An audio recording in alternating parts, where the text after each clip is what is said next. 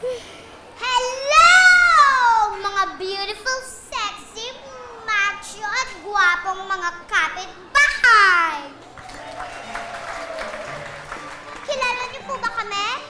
Ako nga po pala si Luna. At siya naman si Blanca! Nandito po kami para sa aming lolo.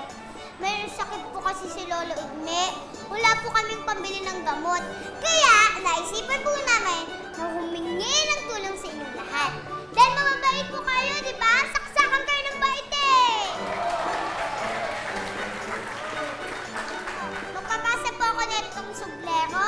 Tapos, aaliwin po kayo ng kakambal ko. Sasayaw po siya! Ano na? Hindi ko talaga kaya. Sige na, nandito tayo sa gitna.